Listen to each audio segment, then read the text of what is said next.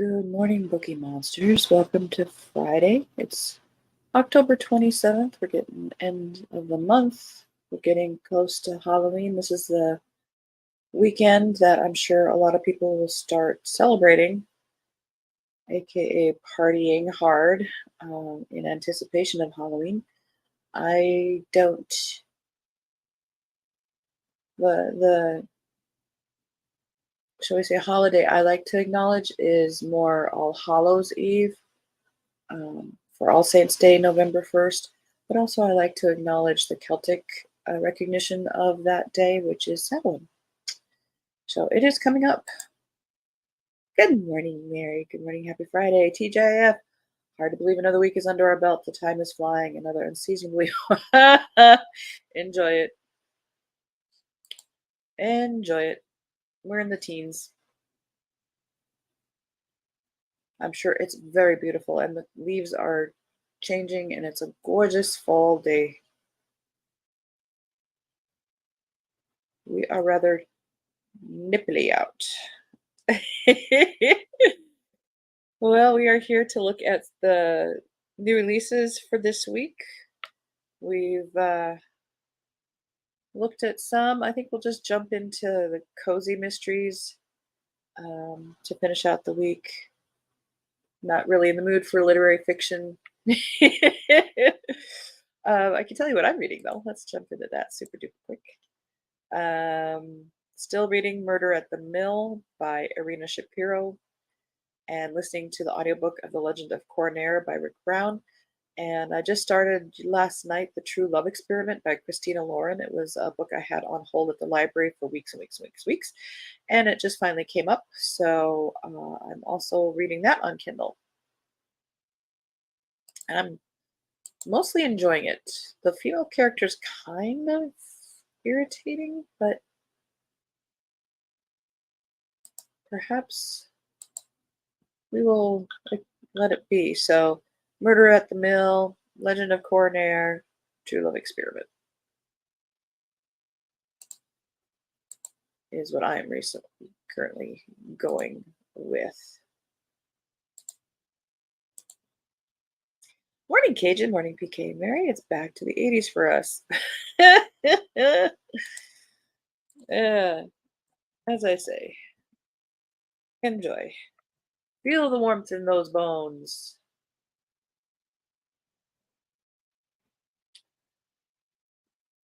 Because I will show you.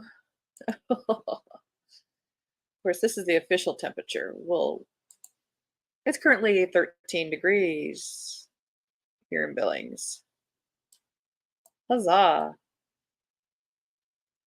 And I think it's supposed to drop before it gets warmer. Feels like 5. So, enjoy the 80s. Like I say, go out, but we're supposed to get warmer. It's going to be 27 and then 30s and then ultimately 40s by the end of next week. So, we'll be okay. It's just strange though, because normally we don't get this kind of weather this soon. But there's still some green leaves on the trees. They're turning for sure, but there's still some green leaves on the trees. Rebecca says, "Good morning. Good morning, Rebecca."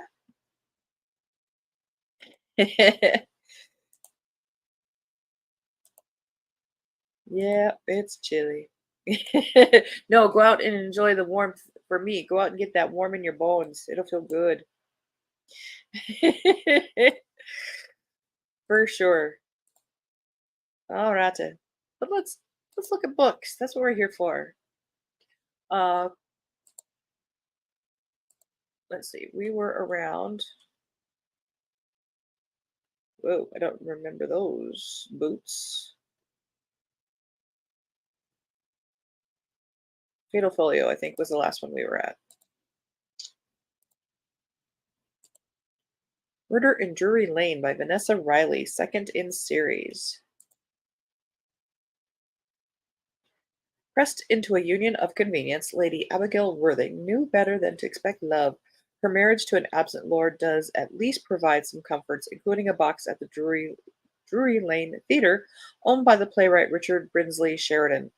Abigail has always found respite in the theatre, away from the ton's judgmental stares and the risks of her own secret work to help the cause of abolition, and her fears that someone from her past wants her permanently silenced. But on one particular June evening, everything collides, and the performance takes an unwelcome turn. On stage, a woman emits a scream of genuine terror. A man has been found dead in the prop room, stabbed through the heart. Abigail's neighbor, Stapleton Henderson, is also in attendance, and the two rush backstage. The magistrate, keen to avoid bringing more attention to the case and making Lady Worthing more of a target, asks Abigail not to investigate. But she cannot resist, especially when the usually curmudgeonly Henderson offers his assistance. Abigail soon discovers a tangled drama that rivals anything brought to the stage, involving gambling debts, a beautiful actress with a parade of suitors, and the very future of Drury Lane Theatre. For Abigail, the case is complicated still further, for one suspect is a leading advocate for the cause dearest to her heart, the abolition of slavery within the British Empire. Uncovering the truth always comes at a price, but this time it may be far higher than she wishes to pay. I have not read that series, so I cannot give you an opinion.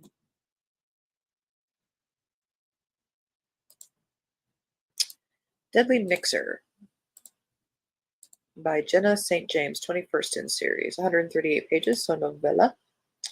A 40-year-old witch with a new career, a gargoyle sheriff raising a teenage daughter, and an enchanted island full of secrets. With Zoe away at PAD for 6 months, newlyweds Shayla and Alex are unsure what to do with themselves. It's only been a week since Zoe left, so when they are invited to a New Year's Eve party, the two jump at the chance to get out of the house. And when a dead body surfaces at the New Year's Eve mixer just minutes before the 12 o'clock hour, it's just the distraction Shayla and Alex need. With Grant and Needle's help, the crime-solving team hits the ground running. After all, no one wants to start the new year off with a body count. So that would cover for Halloween if you're looking for that, but it also cover for a New Year's book if you're looking for something like that. It's a twofer. Did we already look at this one? Cruising into Danger, 9th in the Sunny Meadows series by Carrie Lee Townsend. It's this week. All right, we'll look at you. It is Kindle Unlimited. I like the cover. Fortune teller Sunny Meadows and mind reader Callie Ballas meet on a cruise ship, never imagining they will be cruising into danger. The cruise starts out with so much potential until a fellow passenger is found dead at sea. Murder on the Palace of the Seas forces the captain to put the ship on lockdown so the killer can't escape while the investigation ensues. Detectives Mitch Stone and Nick Stevens offer their services, while Sunny and Callie team up and use their gifts to do a little investigating of the clairvoyant kind. Mitch and Sunny just want some adult time away from their daughter and son, who are back in Divinity, New York in good hands, while Nick and Callie are taking their first romantic trip alone together away from their meddling Greek families in Clearview, Connecticut. Chaos ensues, putting the women in crazy situations, and the detectives solving more than a murder if they wish to save their relationships. Will the couples be able to salvage their 2 tickets to paradise, or will they end up at destination disaster permanently?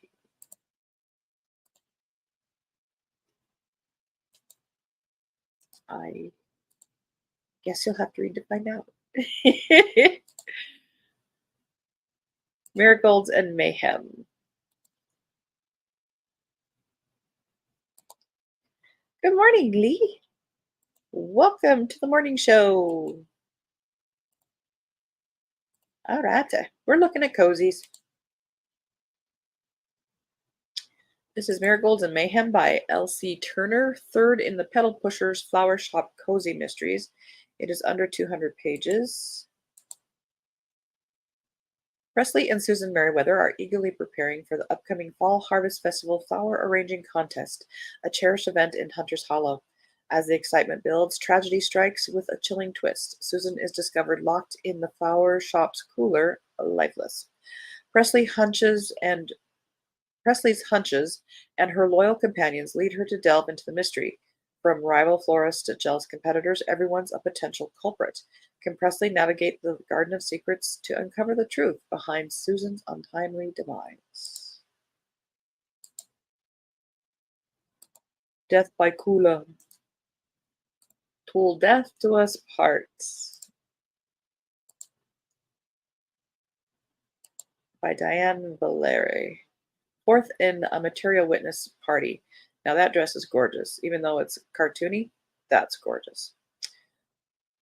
Oh, that's her name? Polyester Monroe? Oh, when the historic Waverly House is transformed into a wedding venue, the town buzzes with excitement. An out of town couple with the loosest of local ties has adopted them as their own. But amidst the celebration, tragedy strikes when a guest is found dead in the chapel before the wedding march plays. Suspicion quickly falls on the bride. Polly's ex boyfriend, the groom to be, needles Polly for help in solving the murder, but things take a complicated turn as the bride points the finger at him. Polly dives headfirst into a web of secrets and hidden agendas. From the eccentric wedding planner to the envious bridesmaids, she must untangle the knot of clues while navigating chaos of wedding season at her fabric shop. As the investigation unfolds, Polly has a choice: her familiar past or a potential future with the town's most eligible bachelor. With puns as sharp as tailor's shears and her knack for finding trouble, Polly is determined to expose the real culprit before the bride's I do becomes the bride doing life. Okay.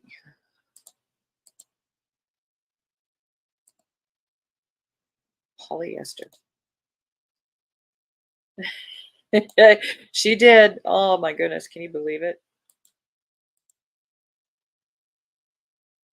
Cursed hypnosis homicide. Third in the Fablewood Witches Cozy Mysteries. 53 pages. Look at the cover. Nice and seasonal, but we're going to move on. Sorry, you're in 100 pages. We don't have time, but that is available. This is not clickable for us. Disturbing the Fleece by it's 13th in Notorious Knit. You get it? Number 13. Winter's Ghost. Winter's Ghost by Cheryl Fraser. It has 0 pages. This is by Cheryl Fraser. Elisa Conti has been mysteriously missing for 2 days. When the vibrant young schoolteacher finally appeared at an obscure strip mall, 40 minutes from her home, she was staggering and disoriented. Before an ambulance arrived, she collapsed and fell into a coma. The supposed crime against Elisa is a puzzling mystery. Who would want to hurt her anyway? By all accounts, the second grade teacher is sweet as pie and straight as an arrow. No. A friend and confidant to all who knew her. Detective Brunner Chow has been assigned to her case. Unlike any other law enforcement officer, however, the pragmatic, coffee-guzzling detective has a secret weapon he uses in instances such as this one: Genevieve Walker. Mrs. Walker is a young wife and mother with many talents. Gifted with visionary dreams, she is also a psychic empath with the ability to feel someone's emotions when she touches them. However, it's the third thing she does that gives the detective a colossal advantage in puzzling investigations with no tangible leads. Genevieve can converse with a person's spirit in her own unique way if the victim is alive yet in a coma and unable to communicate. I have conditions. I'm sorry. When Genevieve contacts Elisa's spirit for the first time, it relays something Genevieve finds utterly unbelievable and frightening. Yet the spirit never lies. So what is really going on?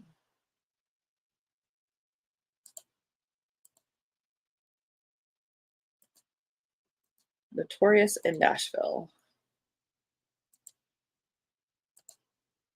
Yeah, could you tell I had a lots there? I had a lot of lots.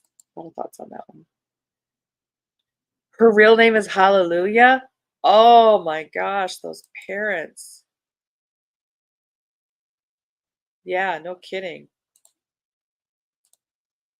I used to have a job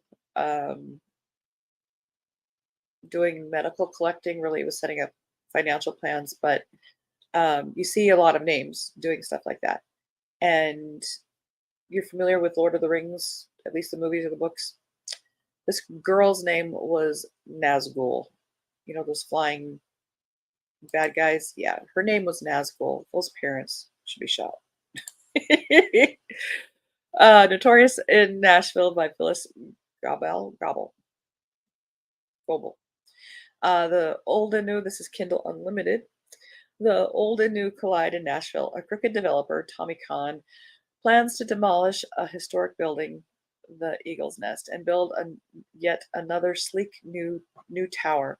At the Bluebird Cafe, where so many music careers have been launched, a washed-up drunk named Notorious interrupts Willow Goodhart's performance, accusing her of stealing his song. Truth teller Caleb Hunter, determined to shine a light on the corruption in New Nashville, is murdered, his body dragged from the river. Jordan Mayfair finds herself immersed in it all when she comes to Music City with Alex, her travel writer uncle, and learns that her daughter Holly, who works for Tommy Kahn, might be in danger. Dot, dot, dot, dot, dot.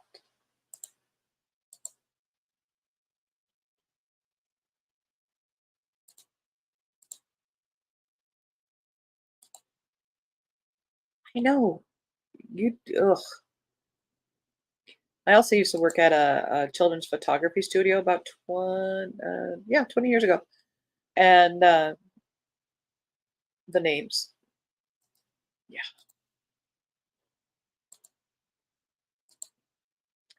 Parents want to be different, yet they're saddling these children. Poor teachers. They'll never find jewelry or mugs with their name on them. Sugar Skulls and Specters by Christine Pope. This is fifth of Lattes and Levitation series. The Day of the Dead is a sweet celebration until a real ghost starts getting salty. As the town of Las Vegas, New Mexico the other Las Vegas, prepares to jump on the Day of the Dead bandwagon, Sky O'Malley, now that's Beatrice Small character, reluctantly agrees to use her coffee shop kitchen to make several batches of sugar skulls for the celebration, all while wondering if it's such a great idea to stir up the local ghosts for fun and profit. When a large mural at the downtown park where the festival is to take place is defaced, Sky is asked to use her psychic abilities to divine who or what is the culprit. She encounters the restless, angry ghost of a young woman whose murderer was never caught. Investigating this cold case is tougher than usual because Sky now wears her superstar boyfriend Max Sullivan's engagement ring, and the paparazzi are underfoot at every turn. Overwhelmed but determined, Sky calls on all her resources, psychic and otherwise, to find the key to solving this decades-old mystery before an angry ghost wreaks havoc and a killer escapes justice. Again, if you're looking for something very seasonal, that is very seasonal.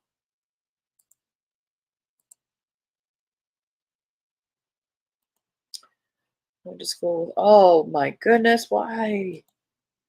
Occasionally, I think there is somewhere, I want to say Sweden, where baby names have to be approved for lack of a. Yeah, I think that is, I've heard, yeah, I don't know what country either.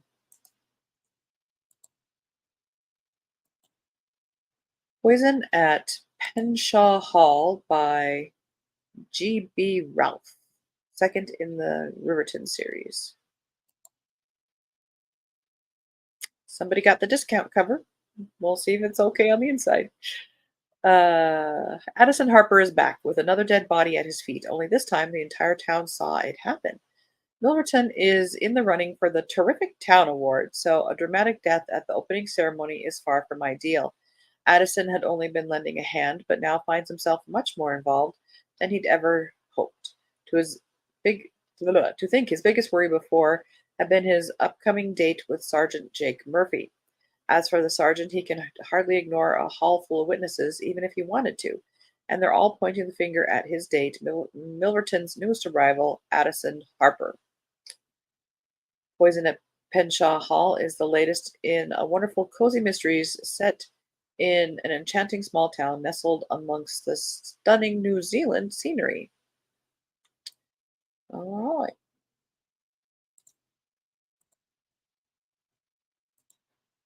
TikTok Dead. Now, I do like this cover. This is a nice red. This is a blue red, not an orange red. And I like that.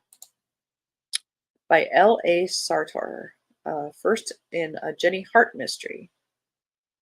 It's Christmas, and nestled in a valley between two towering Colorado mountain ranges, the old mining town turned uber chic ski resort of Angelcroft is in battle for its soul. And now the battle has turned deadly. Lifelong resident Jenna Hart is definitely not sleuth material. In fact, she's a custom jeweler who loves working with diamonds and brilliant gems, and this is her busiest season ever. But now her one goal is to find out who murdered her friend. Enlisting the help of those who know the town's secrets, even as they seem to hide their own, Jenna digs deep only to find the dire warnings of handsome newcomer, police detective Derek Tripp, that she could be risking her own life are prophetic. Nevertheless, nothing and nobody will stop Jenna from finding the truth. Well, that has potential. And there's a black cat on the cover. Let's take a closer look at the jewelry box. It's kind of cute.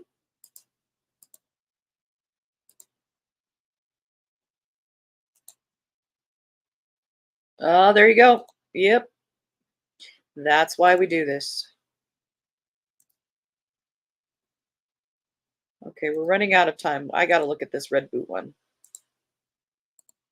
Friends Come to Call by Karen C. Whalen, fourth in the Tow Truck Murder Mysteries. The annual Christkindl market is underway in the mountain town of Spruce Ridge, Colorado. With all the festivities, Delaney Moran hopes for a romantic holiday with her new boyfriend, Sheriff Ephraim Lopez. As for the sheriff, his only wish is to make Delaney's Christmas the best ever. But when Delaney and Ephraim look for the perfect tree, Delaney finds the body of a homicide victim in the tree lot, pushing all thoughts of Christmas from her mind. How can she buy a Christmas tree after discovering a body under the boughs? And will her best friend's coffee kiosk be a success with the threat of a murderer on the loose? In addition to being known as the high-heeled tow truck driver, Delaney is becoming a pretty good amateur sleuth. So in between taking care of tows, Delaney sets about to solve the crime. Okay. Well, there's some options there. Anyway. All right, that is it. That is it for this week that we have time for. There's definitely more there that we didn't get to. That website is coziemystery.com. So if you want to check out the rest of those, we'll take a look at the new stuff next week. Hope everyone has a good day and stays warm and cool. That's exactly. We are very bipolar. You guys are in the 80s. I'm in the teens. uh, have a very good Friday. Have a very good weekend. Sprints. I don't have sprints tonight. I do have sprints tomorrow afternoon, though. Saturday afternoon, starting at 1 p.m. Mountain Time, 3 p.m. Eastern. We'll be going for 5 hours. So bring a book, bring multiple books, work on a project. I'm going to be hopefully finishing my Afghan project. I'm on my last skein of yarn, so I'm tickled about that. Oh, commercial. Hang on. Nope, there it goes. Mary says, hope everyone has a great weekend. See you on Monday, God willing, and the creek don't rise. Exactly. And then morning show, new releases wise, we start Monday, as Mary mentioned, 6 a.m. Mountain Time, 8 a.m. Eastern. Monday, we will be doing the new Cozy Mysteries. And then Tuesday, regular mysteries. Wednesday, romance. Thursday, fantasy and science fiction. Friday, a mashup of whatever is left, usually cozy mysteries, but also we look and see if there's anything good in literary fiction and so forth. So I hope you guys have a good day. Thank you so much for showing up. If you're watching it on replay, thank you very much for watching it on replay. Hit the like and subscribe if you want to. Share the website, the channel here, Bookeemonsters, if you want to. I appreciate that. Other than that, stay safe. Remember, it's okay to put down a book if you're not liking it. You don't get good person points. You're just wasting your time. It's just not the right time to read that book. It's okay. I give you permission.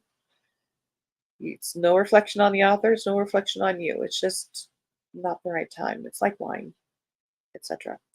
And as the banner says here, don't be a bookworm, be a bookie monster. Have a good day, everybody. Take care. God bless.